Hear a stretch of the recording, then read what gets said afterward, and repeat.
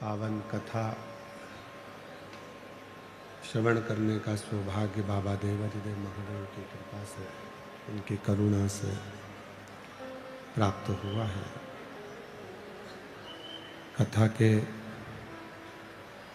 मुख्य यजमान श्रीमान रसिक लाल जी माणिक चंद जी धारीवाल, स्वर्गीय श्रीमती कमलाबाई रसिक लाल जी धारीवाल जी की स्मृति में श्री प्रकाश जी रसिक लाल जी धारीवाल जी, श्रीमती दीना जी प्रकाश जी धारीवाल जी, चिरंजीवी आदित्य प्रकाश जी धारीवाल जी, धारीवाल परिवार, पीआर धारीवाल फाउंडेशन, माणिक चंद उद्योग समूह, शिरूर घोड़ नदी, पुणे महाराष्ट्र। एक बार यजमान परिवार के लिए जोरदार ताली बजाकर उनका स्वागत वंदन। श्री प्रकाश जी की बहन श्रीमती उज्ज्वला जी प्रकाश जी लुंकण, श्रीमती सुरेखा जी सतीश जी चोपड़ा, श्रीमती कल्पना जी अनुपम जी लुणावत जी, प्रकाश जी की बेटी साक्षी रोहित जी मेहता। एक बार इनके लिए भी जोरदार ताली बजाकर उनका स्वागत करना अभिनंदन, जिन्होंने इस पवित्र पावन शिव महापुराण की कथा को आप और हमको लाभान्वित किया और ये पवित्र कथा सुनने का अवसर हमको प्रदान किया। ये पवित्र पावन शिव महापुराण की कथा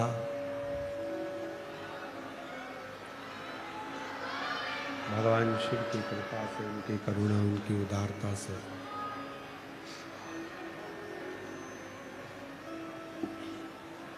सातवें दिन में प्रवेश कर रही है। फागुन का ये पवित्र अवसर, जिसमें संपूर्ण विश्व रंगों में डूबता है। बसंत अपना रंग दिखाती है, प्रभु की कृपा अपना रंग दिखाती है और आपकी भक्ति सेवा अपना रंग दिखाती है। ऐसा पवित्र पावन अवसर है।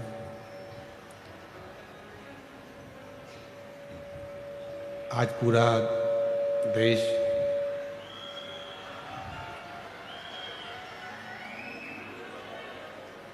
होलिका दहन का पवित्र अवसर मना रहा है।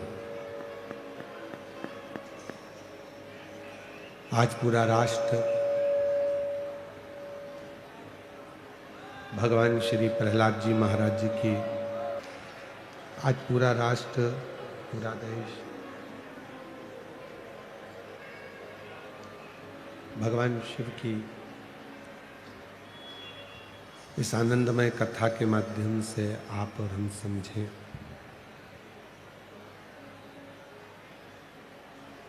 श्री प्रहलाद जी महाराज की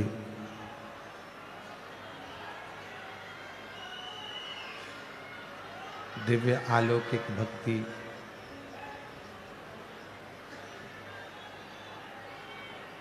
प्रहलाद जी महाराज की भगवान नारायण के प्रति जो अविरल भक्ति है।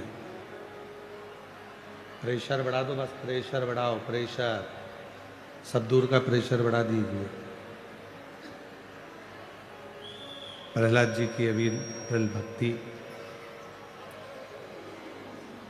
और वो भक्ति का प्रताप, वो भक्ति का फल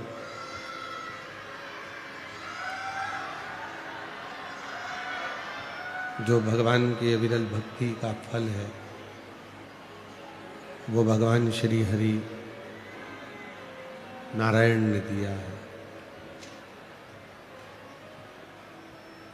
एक विश्वास, एक भरोसा, एक दृढ़ता, जब संसार के मनुष्य के अंदर स्थिर होती है, जब भरोसा स्थिर होता है, दृढ़ता स्थिर होती है, तो कहीं ना कहीं प्रभु की कृपा जरूर होती है। श्री हरि की कृपा जरूर होती है। आवाज बढ़ाइए भाई, पंडाल की आवाज बढ़ा दो, पंडाल की आवाज। बक्से खोलिए, बक्से। भगवान नारायण की कृपा,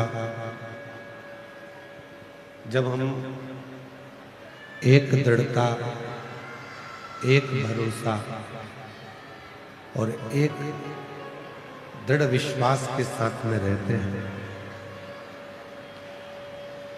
तो कहीं ना कहीं प्रभु की कृपा, भगवान की कृपा होती जरूर है।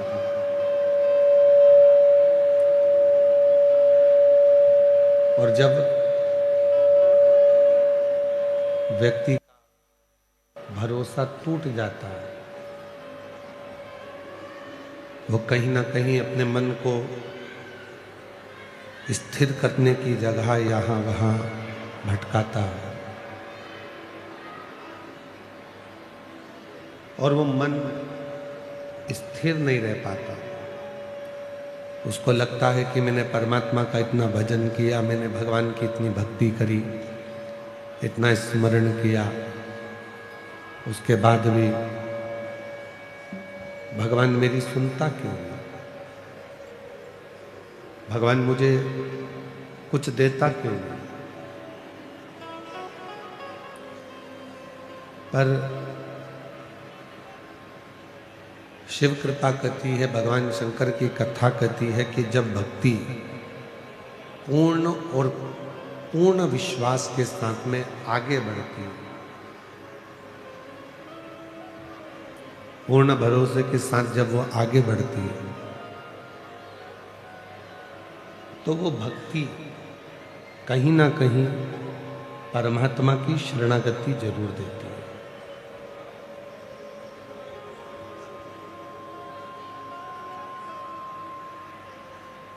कल हमारे यजमान परिवार श्री प्रकाश जी की सुपुत्री सुसाक्षी रोहित जी मेहता, हम जब प्रसाद पा रहे थे तो एक प्रश्न कर रही थी, क्या कभी आपको शिव जी का साक्षीकरण हुआ? अब प्रश्न भी साक्षी कर रही है, और प्रश्न भी यह है कि आपको कभी शिव जी का साक्षीकरण हुआ?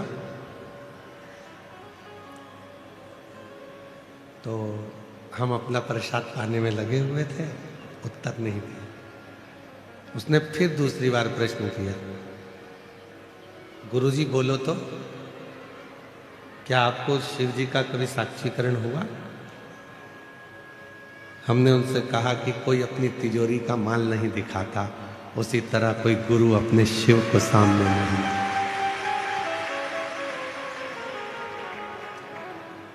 उसके बाद वो एकदम चुप हो गए। उसको मालूम कि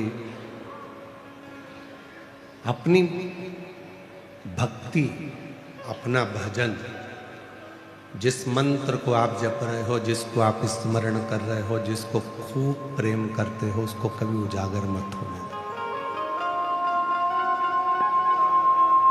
उसको कभी दिखने मत दो।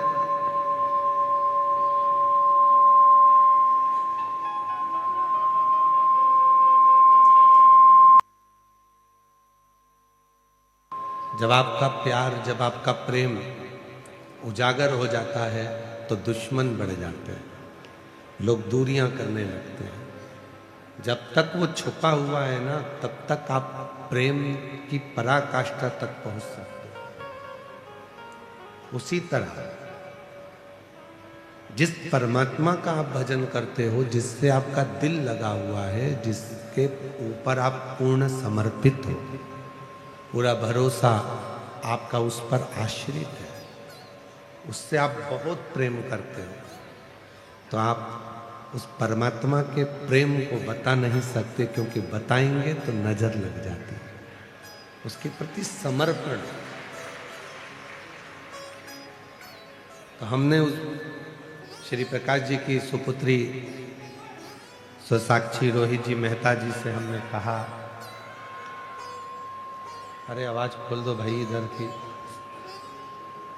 हमने उनसे कहा कि ये पक्का है बेटा साक्षी कि एक बार आपको भी शिव की साक्षी जरूर होगी, अगर आपकी लगन, आपकी भक्ति और आपका विश्वास है। भरोसा दूसरे पर करोगे तो वो टूट सकता है,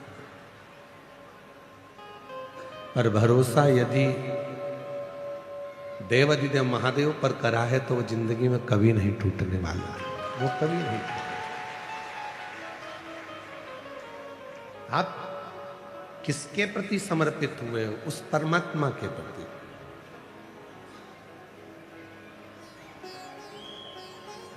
आप किसके हुए हो? उस परमात्मा के। अब सौंप दिया इस जीवन का सब भार तुम्हारे हाथों। जीवन का सारा सुख, जीवन का सारा दुख, जीवन का सारा संपूर्ण क्लेश, संपूर्ण विवाद, संपूर्ण टेंशन उस परमात्मा के चरणों में छोड़।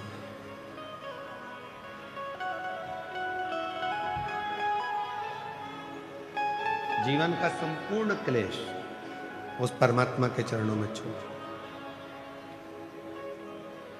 आज सारे देश आपस में लड़ रहे हैं और भारत देश होली मना रहा है।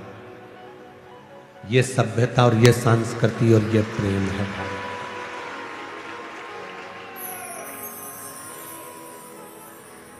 हमारा भारत, हमारा राष्ट्र, हमारी सभ्यता, हमारी संस्कृति, हमारा संस्कार हमें लड़ना नहीं सिखाता।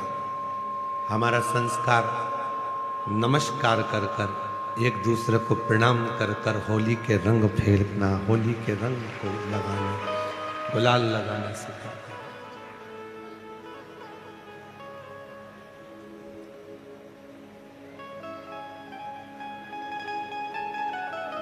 हमारा भी बहुत मन था कि आप लोग इतनी संख्या में आए हो और आज होली प्रज्वलित होगी, जलेगी। फिर लोग 4 तारीख को, कल तो ग्रहण है 3 तारीख का, तो 4 तारीख को लोग धुरंडी मनाएंगे, होली खेलेंगे, उत्सव मनाएंगे।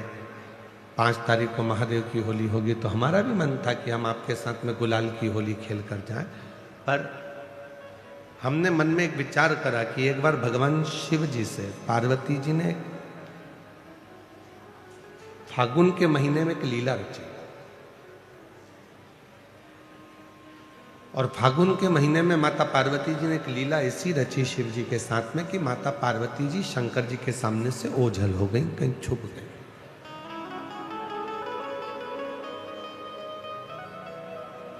शिव जी पार्वती जी को फूलों में ढूंढ रहे थे, कलियों में ढूंढ रहे थे, फूलों की उस गंध में, उस खुशबू में ढूंढ रहे थे। अब शिव जी पार्वती जी को फूलों में ढूंढ रहे हैं और थोड़े समय के बाद भगवान शंकर भी छुप गए। तो पार्वती जी उन्हें शिव जी के चरण की जो रज है, कंकर है, जो रज है, जो धूल है, उसमें शिव को ढूंढ रही हैं, और जो भभूत है, भस्म है, उसमें शिव को ढूंढ रहे हैं। इधर से फूल फेंके जा रहे थे, उधर से भगवान के चरण की धूल फेंकी जा रही थी। जब दोनों का मिलन हुआ तो देवाधिदेव महादेव और पार्वती के मिलन पर नंदी जी ने हाथ जोड़कर निवेदन करा कि ऐसी होली हमने जगत में नहीं देखी कि प्रभु के चरण की रज जब उड़ाई जाती है, लगाई जाती है, तो उससे सुंदर कोई रंग नहीं हो सकता।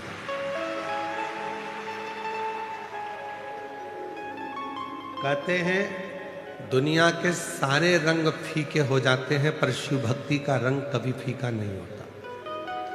शिव के चरणों का रंग तो हम तो इतना कहेंगे कि आप जाते जाते इस कथा पंडाल की मिट्टी कोई एक दूसरे को लगा लोगे तो समझ लेना कि आपकी होली, आपका फागुन रंगमय हो गया, आनंदमय हो गया। और चंदन है इस देश की माटी, तपोभूमि हर ग्राम है, हर बाला देवी की प्रतिमा, बच्चा बच्चा राम है। जिसके सैनिक समर भूमि पर गाया करते गीता है, उसी माटी के हल्के नीचे खेली करती सीता है। ये चंदन है माटी, उस चंदन को ही अपने मस्तक पर चढ़ा लिया, अपने जीवन पर उतार लिया तो सुख है। और एक निवेदन और करूं पूरे राष्ट्र से, पूरे भारत की धरा पर रहने वाले एक एक सनातनियों से, कि आप, कई लोग ऐसे हैं कि उनको होली पसंद नहीं आती, कोई बच्चा रंग डाल देता है तो लड़ने बैठ जाते हैं, कोई व्यक्ति जरा सा गुलाल फेंक देता है तो झगड़ा करने बैठ जाते हैं। झगड़ा मत करो, उसको धन्यवाद दो। घर में रह रहकर 4-5 लोगों के बीच में रह रहकर आप ऐसे मुसद्दी लाल हो गए हो कि कोई किसी को रंगीन देखना ही नहीं चाहता। कम से कम खुशियां मनाओ, तो कोई तो तुम्हें रंग में डुबोने के लिए बैठा है जो तुम्हारी जिंदगी को रंगीन कर रहा है। आजकल की होली बस इतनी रह गई, पत्नी ने इतना सा गुलाल डब्बी में से लेके इतना सा लगा दिया, बहुत है। बहन ने भाई को इतना सा लगा दिया। अरे ऐसे रंग कर जाओ कि दूसरी बार याद आए कि पत्नी ने उस सन में जब हम शादी कर कर आए थे, उसके दूसरे साल में ऐसा रंगा था, वो साल आज तक नहीं भूल पाए। तो रंगे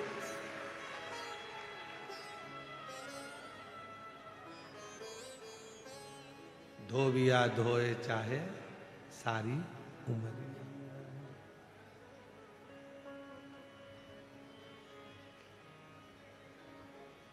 ऐसी रंगो गुरुदेव चुनर मेरी, ऐसी रंगो